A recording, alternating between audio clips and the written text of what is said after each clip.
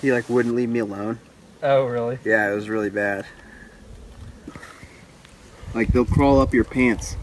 Oh, that's not good.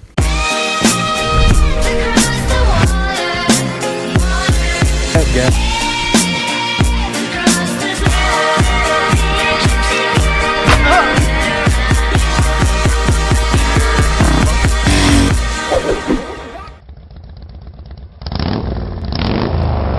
Trail day 3, Wednesday, August 9th, Lincoln, Montana to Butte, Montana, where we're staying at a friend's cabin. It's 130 miles, and we started late.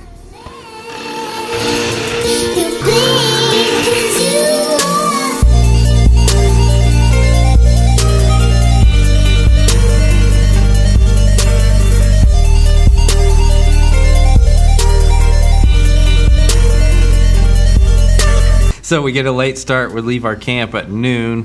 When we left out of the park, we were immediately on the trail. Yeah, it was definitely a better start. It was literally just dirt trail, and there was large pine trees, elevation change going on. Bike took off ahead of Thadd and Andrew. And I really wanted to rip it down these paths, and so I'd stop every so often to wait for them to catch up. I got you on video doing that. I was able to go down far enough, and I saw some cows off the path, so I pulled my bike off, and I went and tried to talk to one of them. I go this way.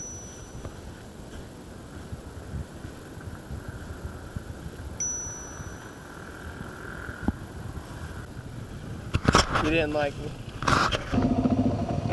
Did you get him? We were kind of just cruising through these sort of windy roads. The elevation kind of stayed the same for a little bit, and this was one of my favorite stretches of the trip. It was just these grassy dairy farms. It was kind of fun. You could cruise along like 45 miles an hour. You weren't going too fast and definitely not too slow. Lots of turns and dips, and it was just like great scenery, great riding for like a good hour.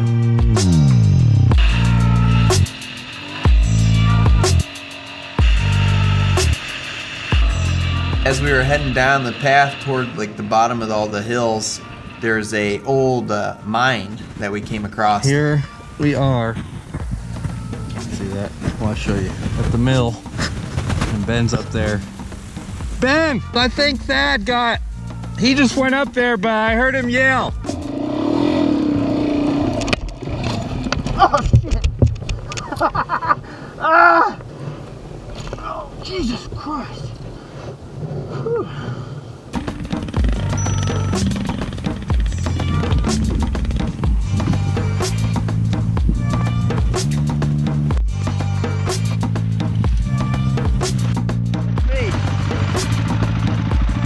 What do you have to say for yourself? Farts! So then we get back on the trail, and again, it's starting to get a little less chill, and you're starting to hit some crazy bumps.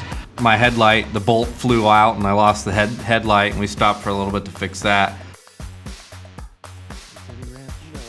That one's smart ass. It's the big one. You don't even have to take it out of that. My ass hurts. So my ghetto rigged headlight. Changing these out. See, I use this aluminum. So we hit some bumps like this, and then this thing came undone. So How'd you do that again?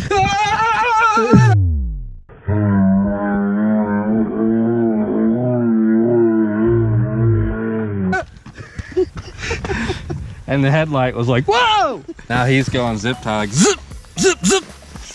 Like any cars.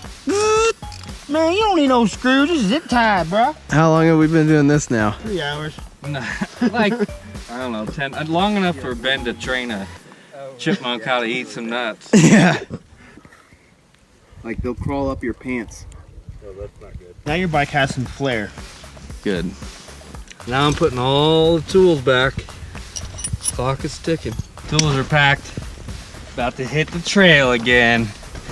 Lots of cows on the trail, which was kind of fun because they just kind of make way when you came up on the loud bike, and if you give them a honk, they kind of run away. And you can see the babies would like, whoa!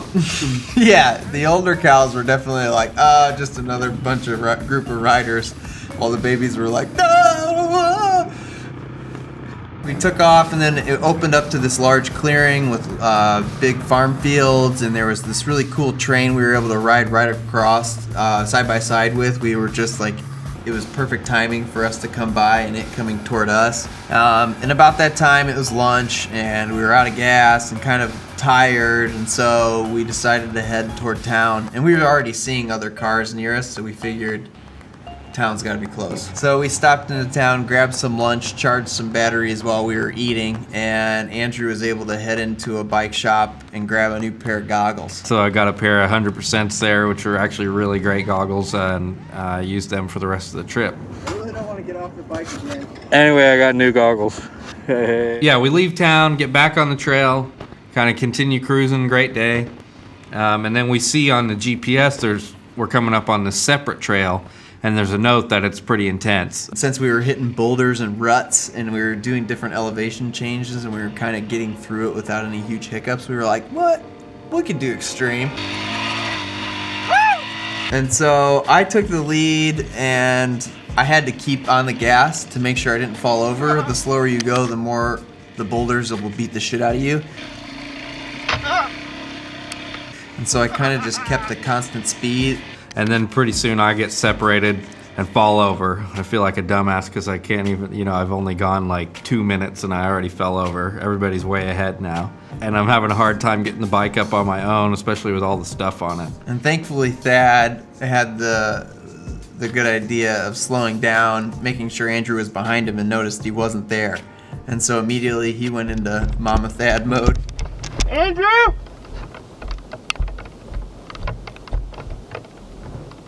Andrew! You okay? Yeah, I'm fine. Here I am, stuck in the woods. There's the bike. You sure?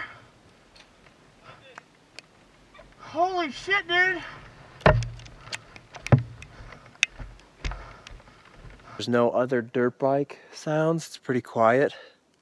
I've gone too far ahead of them, and now I don't hear them anymore.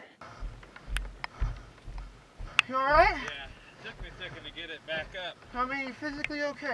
Physically, I'm okay. Like, I don't know, lost a lot of gas.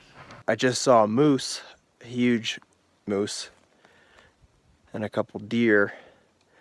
And hopefully I don't come across any bears on my own, because I'm not the one who's got the gun. We got plenty of gas. Who cares about that? Seems like everything's okay. Yeah, but I'm more worried about you than the fucking bike. Oh, I'm okay. Signing out. So, Ben convinces us to turn around. What happened? I fell! You can't do this. Well, our detour back there's the other road, and it's nice and smooth looking. We'll take the bypass around this crazy, because the bypass literally just goes around this. We start to head back, Back to the more doable trails. but it's starting to get late in the day, so we decided to hit it.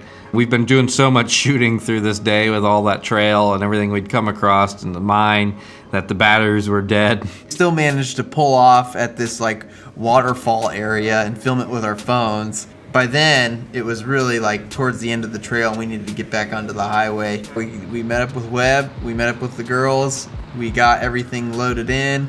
So we're ready to just call it a night. Some of us fell asleep a little quicker than others.